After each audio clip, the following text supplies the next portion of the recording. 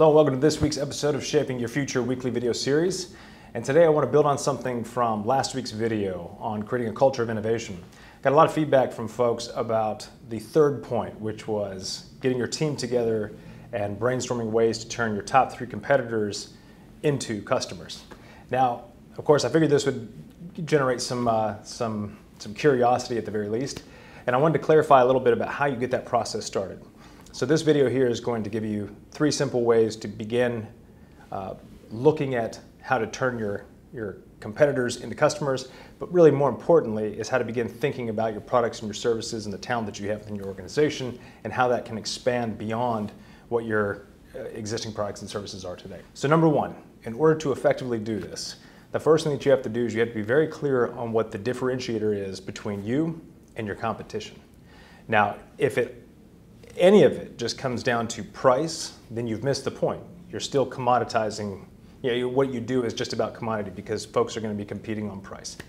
So it's really important to identify what the key differentiator is between you, why your customers deal with you, your clients deal with you over the competition. The second thing is to really determine who your competition is. Now, just because you might sell a certain product or service and I might sell a certain product or service it doesn't necessarily mean that we are competitors. Your customer demographic may be completely different than mine. So there's a general assumption that if we sell the same product, then our customers are going to be the same. That's not true at all. So really get clear on who your real competitors are. You could have 100 different people that do the same thing, but their client base may be completely different. So once you're very clear on who your competitors actually are, then you can begin to look at ways that your differentiating factor can be monetized. So take, for example, a conversation I had recently with an executive of a very successful organization had the same question about turning your competitors into customers.